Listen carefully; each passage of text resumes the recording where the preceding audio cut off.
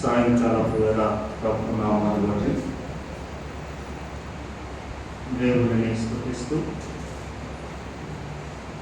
సిలువ ధ్యాన ఆరాధనలో మొదటి దినంలోనికి నడిపించిన దేవుని బట్టి ప్రభువును స్తుతిస్తూ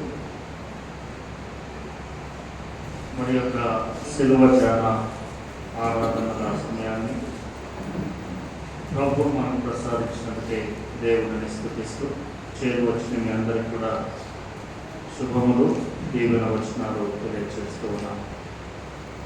పిల్లల భస్మ బుధవారము, యాష్ వెడ్నెస్డే, లెంట్ ప్రేయర్, సిలువ ధ్యాన ఆరాధనలు ఇలాగ రకరకాల పేర్లతో పిలుస్తున్నారు నేటి ఆరాధన. ఏది ఏమైనా యేసు ప్రభుల వారు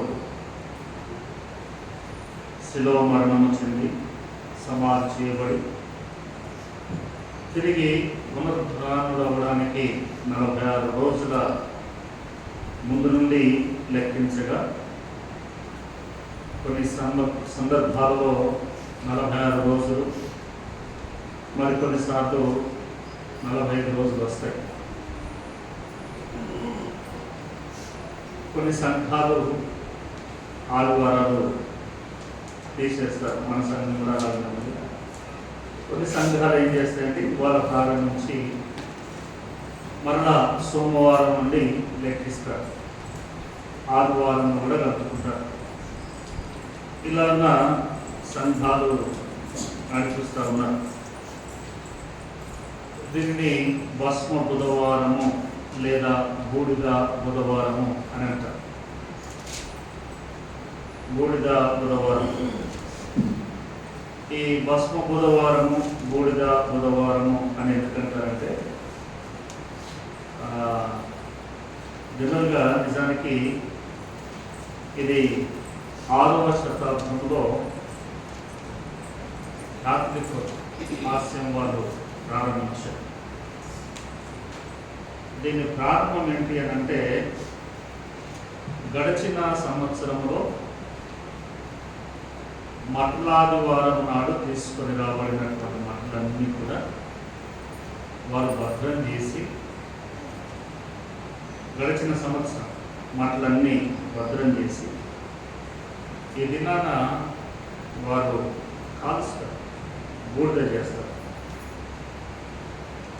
బూడిద చేసి ఆ బూడిదను అక్కడికి వచ్చేటువంటి విశ్వాసులందరూ కూడా తమ నుదుటి మీద రాసుకుంటారు.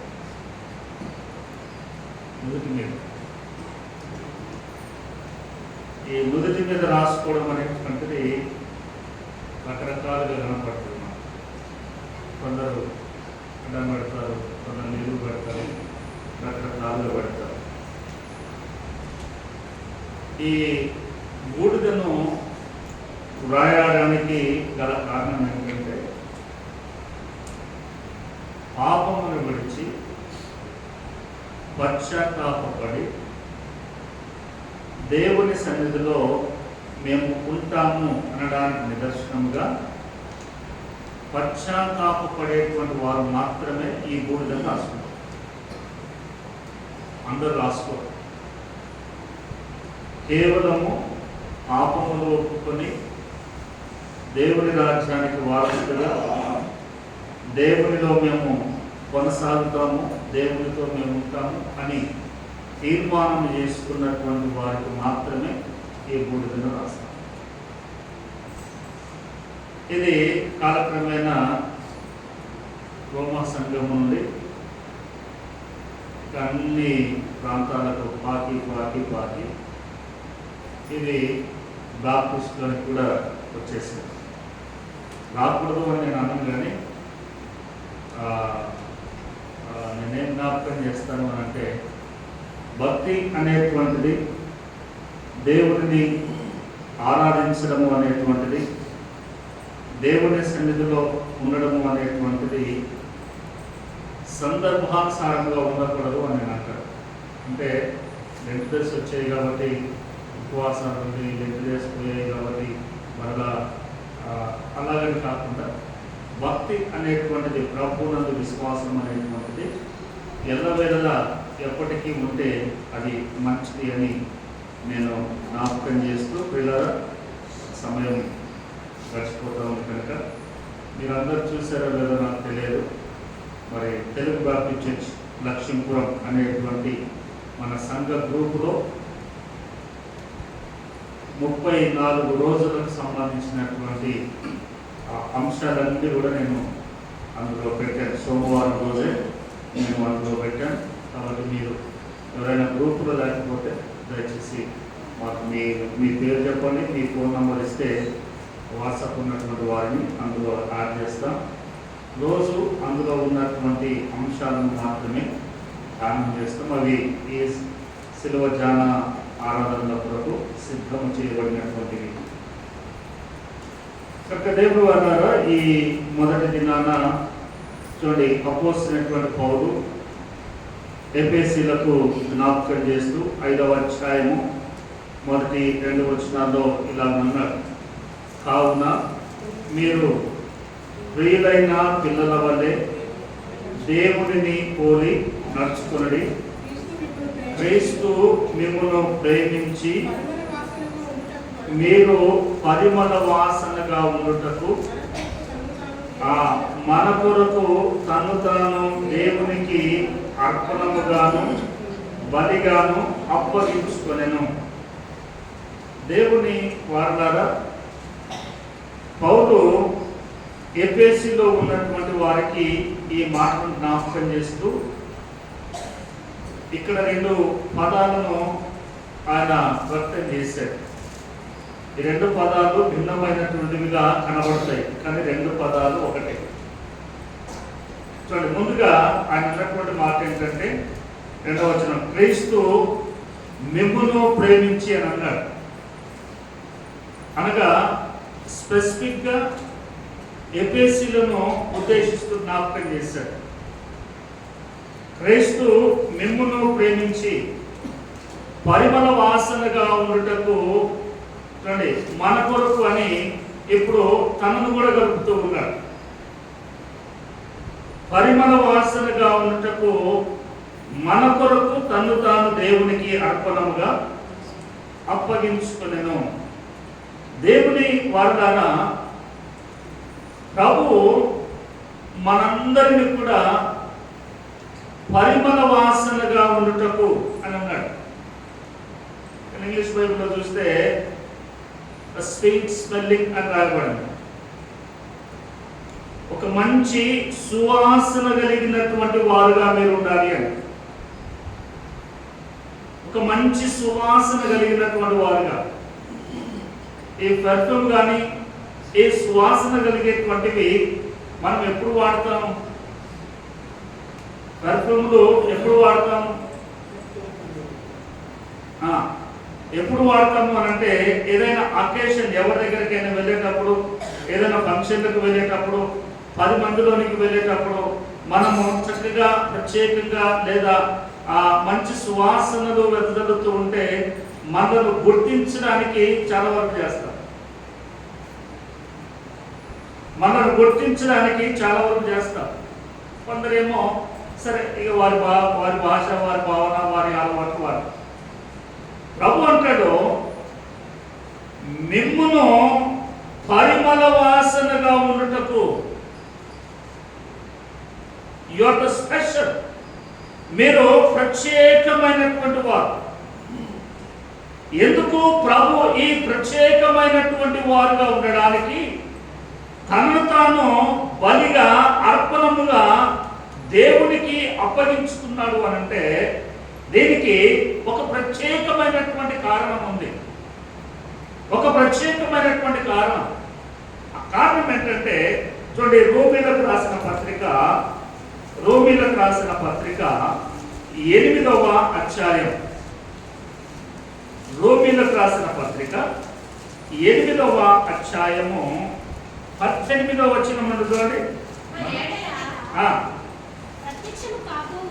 మన ఎడల ప్రత్యక్షము కాబోవు మహిమ ఎదుట ఈ కాలపు శ్రమలు ఎన్న తగినవి కావని ఎంచుకుంటున్నాము.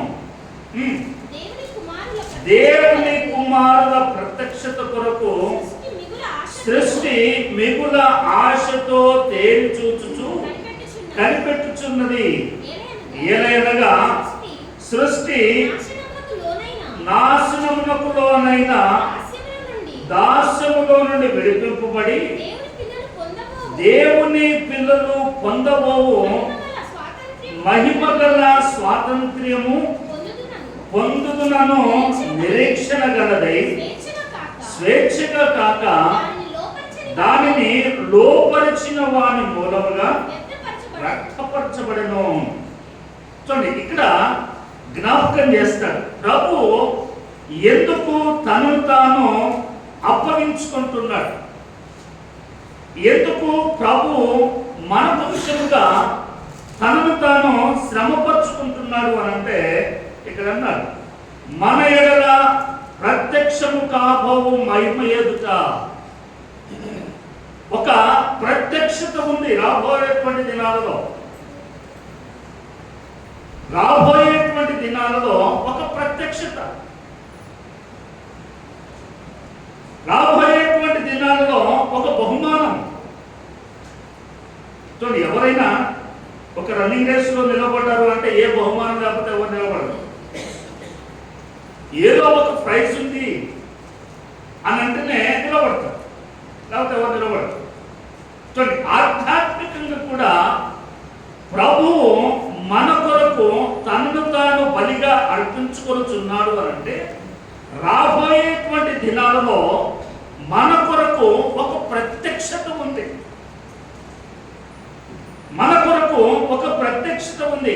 ఆ ప్రత్యక్షత పొందుకోవడానికి ప్రస్తుతము మనము శ్రమలను ఎదుర్కోవాల్సి ఉంది.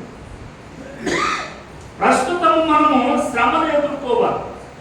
అందుకే పౌలు రోమీలకు మరలా జ్ఞాపకం చేస్తూ ఆయన అంటాడు ఈ కాలపు శ్రమలు ఆ ప్రత్యక్షత ఎదుట చెప్పుకోదగినటువంటివి కావు అని అంటాడు.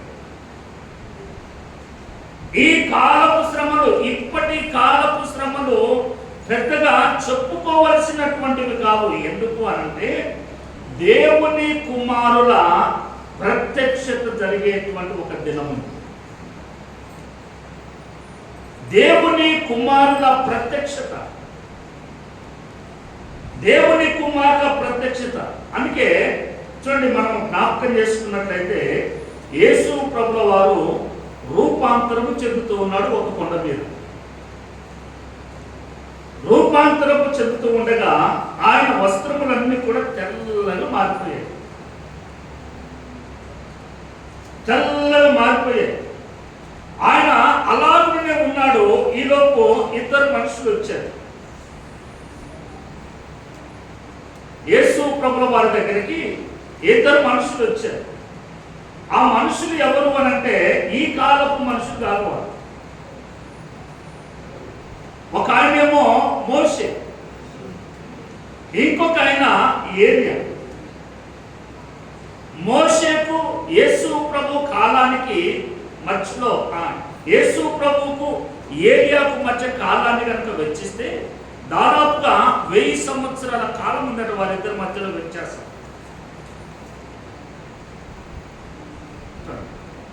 అక్కడ నుండి ఏలియా కాలం నుండి ప్రభు వరకు మనం జ్ఞాపకం చేస్తే 1500 సంవత్సరాల కాలం మధ్యలో ఉంటారు. వారు ఇప్పటి వారు కాదు, వారు ఎప్పుడో నిద్రించారు. కానీ వారిద్దరూ యేసు ప్రభు రూపాంతరము చెందినప్పుడు అక్కడ ప్రత్యక్షమయ్యారు. ఈ సంగతిని పేతురు, యోహాను, యాకోబు వీరు ముగ్గురు చూస్తూ ఉన్నారు. అందులో ధైర్యం చేసి పేతురు ప్రభు దగ్గరకు వచ్చి మాట్లాడుతున్నాడు. ప్రభువా, నీవు ఇక్కడనే ఉండడం మంచిది, మేము ముగ్గురం ఉన్నాము, 3 పర్ణశాలను మేము నిర్మిస్తాం. 3 గుడారములు మేము నిర్మిస్తాం, నీకొకటి, ఏలియాకొకటి, మోషేకొకటి మేము నిర్మిస్తాము అని అన్నాడు. మరి వారి ముగ్గురికి నిర్మిస్తే నీవెక్కడుంటావు? ముగ్గురికి మీరు 3 నిర్మిస్తే మీరు ముగ్గురు ఎక్కడ ఉంటారు? చూడండి, పేతురు యొక్క ఉద్దేశం ఏంటి అంటే ఏలియాని ఏలియాకి ఇచ్చేస్తే, మోషేకి ఇచ్చేస్తే యేసు ప్రభుల వారితో వీరు ఉండొచ్చు. వారి ఆలోచన అంతటి శ్రేష్టమైన ఉన్నతమైనటువంటి ప్రత్యక్షత ఆ దినాన కలిగింది. అటువంటి ప్రత్యక్షత మరి ఒకటి రాబోతున్నటువంటి దినాలలో ఉంది కనుక ఆ ప్రత్యక్షత కొరకు ఈనాడు మనము ఎదుర్కొంటున్నటువంటి శ్రమలు పెద్దగా గుర్తించదగినటువంటివి కావు, పెద్దగా గుర్తించదగినటువంటివి కావు. అందుకే చూడండి, అందుకే తిమోతి కూడా ఆయన జ్ఞాపకం చేస్తాడు. ఒక మాట నేను మీకు తెలియజేస్తాను. చూడండి, తిమోతికి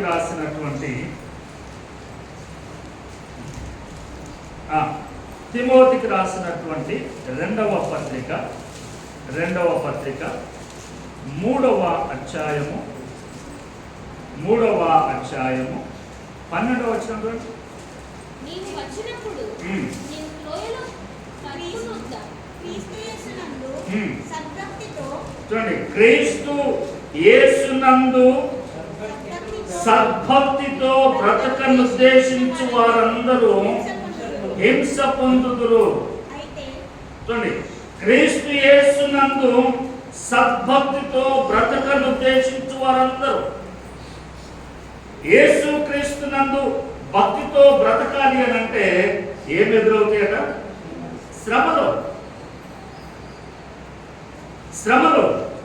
శ్రమ లేనిది భక్తి లేదు.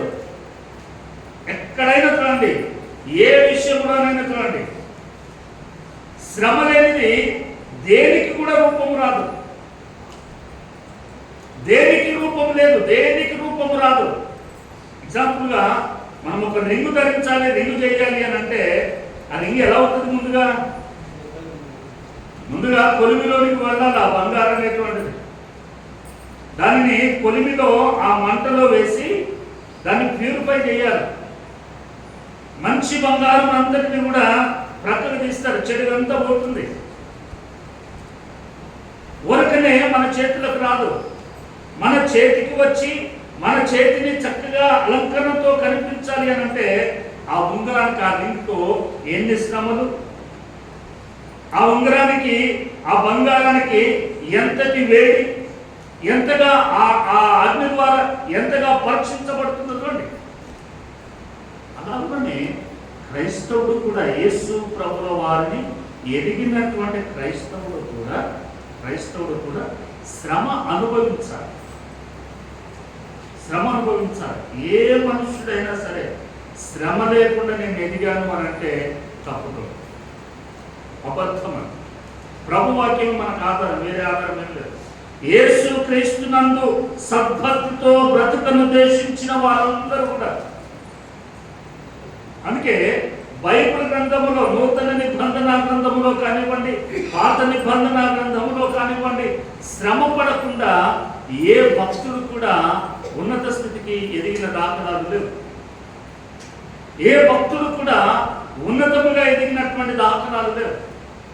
మూల పురుషుడు అబ్రహామును జ్ఞాపకం చేస్తే అబ్రహాము ఎన్ని శ్రమలు ఎదుర్కొన్నాడో అబ్రహామును చరిత్రకారులు జ్ఞాపకం చేస్తారు.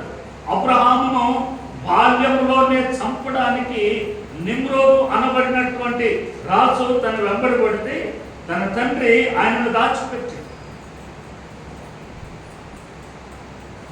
ఎటువంటి సంఘటనలు అబ్రహాము జీవితములలో చాలా జరిగాయి.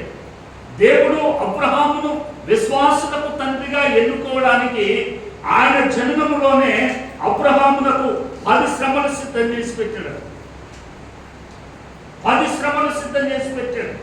అందులో మనకు ప్రధానముగా తెలిసినటువంటిది ఏంటంటే ఇస్సాకును బలి అర్పించడం. ఇస్సాకును బలి అర్పించిన తరువాత నువ్వు వెళ్ళు అబ్రహాం అని అంటే అబ్రహాం అన్నాడు, ఇక నన్ను పరిశోధించను, ఇక నన్ను శోధించను అని చెబితే తప్ప ఈ మోరియా పర్వతం నేను దిగను అంటాడు.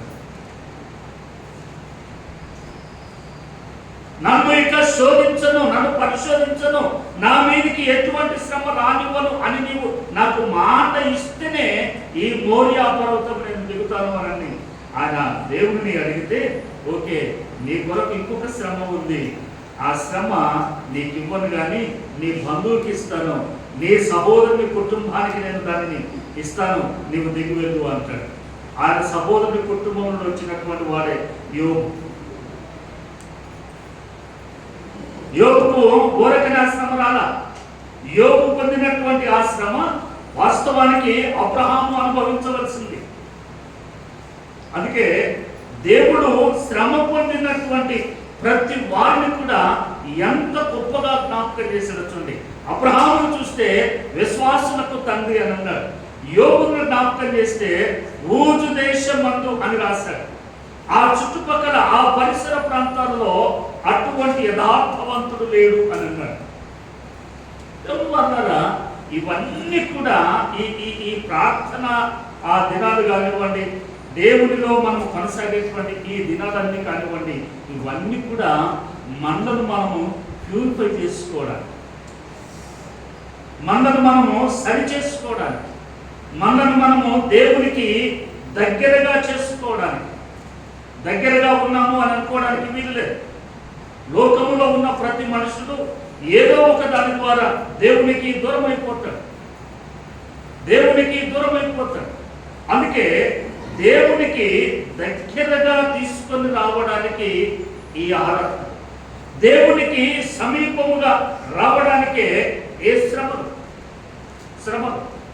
అందుకే పౌలు ఇక్కడ జ్ఞాపకం చేస్తూ అన్నాడు, ఎప్పటి కాలపు శ్రమలు ఎన్నదగినవి కావని ఎంచుకొనుచున్నామో దేవుని కుమారుల ప్రత్యక్షత కొరకు, దేవుని కుమారుల ప్రత్యక్షత కొరకు కూడా సృష్టి మిగుల ఆశతో తేరి చూచుచూ కనిపెట్టుచున్నది. దేవుని కుమారుడు ప్రత్యక్షమయ్యేటువంటి ఆ దినము కొరకట ఈ సృష్టి ఈ భూమి ఆకాశములన్నీ కూడా ఎదురు చూస్తూ ఉన్నాయి. ఎవరు దేవుని కుమారుడు, ఎవరు దేవుని పిల్లలు, ఎవరు దేవునితో సహవాసం చేసినటువంటి వారు, ఎవరు దేవుని సముఖంలో ఉన్నటువంటి వారు అని. మీకు ఇంకో సంగతి నేను జ్ఞాపకం చేస్తాను. మాట చెప్పి నా సమయం అయిపోతుంది, నేను ముగిస్తాను. చూడండి, ఇంకో మాట నేను మీకు తెలియజేస్తాను. బైబిల్ గ్రంథంలో మరణాన్ని రుచి చూడని వారు ఎవరెవరు ఉన్నారు?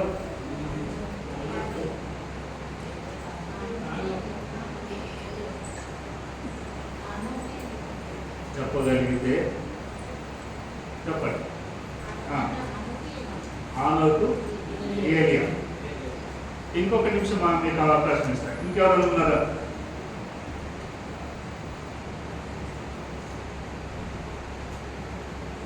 ఇంకొక నిమిషం. రేపటికి మీరు చూడండి. రేపటి ఉంటుంది బైబిల్ గ్రంథము అలాగే జ్ఞాపకం చేస్తుంది. ఎందుకు అనంటే మనకందరికి కూడా అక్కడికి వెళ్ళిపోతున్నాం. దేవుని గ్రంథము మహాలోతైనటువంటి మహా ఉన్నతమైనటువంటి సంగతులను మనకు జ్ఞాపకం చేస్తుంది. మనం అనుకున్నట్టుగా మోషే, ఏలియా అక్కడ ప్రత్యక్షమయ్యారు కాబట్టి ప్రత్యక్షమయ్యారు అని చెప్పుకుంటున్నాం. మరి ఇంకెవరు ప్రత్యక్షం కాలేదా అంటే కాలేదు. వాళ్ళు వీరిద్దరూ మరణం లేకుండా ఈ ఆనోకు దేవునితో నడిచి ఇక కనపడలేదు అనేసరికి కనపడలేదు అన్నాం. ఏలియా కూడా వెళుతూ ఉండగా మేఘం వచ్చాయని తీసుకుని వెళ్ళింది కాబట్టి కాళ్ళు వెళ్ళిపోయాడు కాబట్టి వెళ్ళిపోయినాను.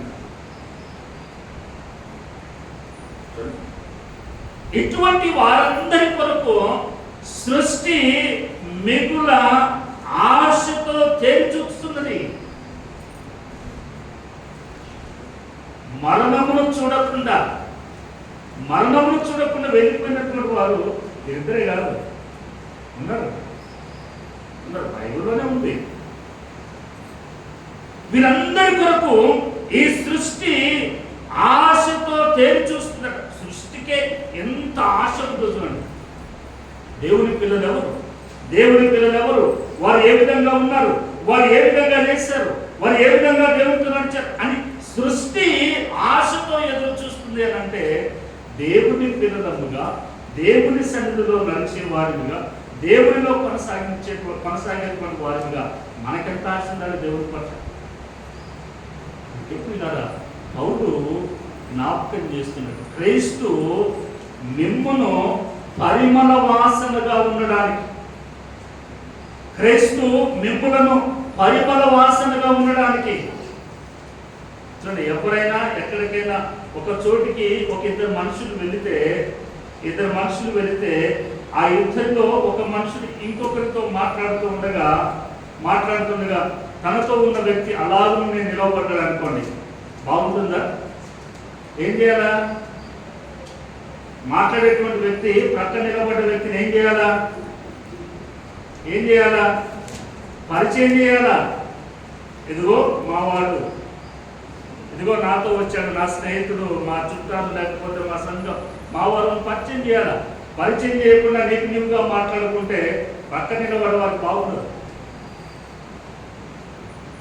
చూడండి, ప్రభువు నిన్ను ఆ విధంగా చూడడానికి, నిన్ను ఇతరుల ఎదుట నిలవబడడానికి, నిన్ను మరి ఒకరి యొద్ద నిలవబెట్టడానికి, నీవు పరిమళ వాసనగా ఉండడానికి ప్రభువు తనను తాను అర్పణగా అర్పించుకున్నాడు. ప్రభువు తనను తాను అర్పణగా అర్పించుకున్నాడు. చూడండి, మనమందరం కూడా కానుకలను ఎక్కడ తీసుకొస్తాము? అర్పణలు ఎక్కడ తీసుకొస్తాము? మందిరంలోకి తీసుకొస్తాం కదా. మనమందరం కూడా అర్పణలు మందిరంలోకి తీసుకొని వస్తాం. ప్రభువు మనలను విడిపించడానికి ఈ అర్పణ లేకపోతే ఈ క్రయధనము ఎవరికి ఇచ్చాడు? దేవుని పిల్లారా, నిన్ను విడిపించడానికి నీ కొరకు ఆయన కలువరి శిలువలో రక్తం గార్చాడు. నిన్ను విడిపించడానికి ఆయన క్రయధనం చెల్లించాడు. ఆ క్రయధనాన్ని ఎవరికి ఇచ్చాడు? రేపటి రోజున చూద్దాం. తలవంచుదాం, ప్రార్థన చేసుకుందాం. మిక్కిలి ప్రేమ కలిగినటువంటి దేవుడు ఈ దినాన తన సన్నిధిలో మనందరినీ కూడా నిలవబెట్టాడు. తన మాట మనకు వినిపింప చేసినందుకే ప్రభువును స్తుతిస్తూ తల వంచి ప్రార్థన చేసుకుందాం.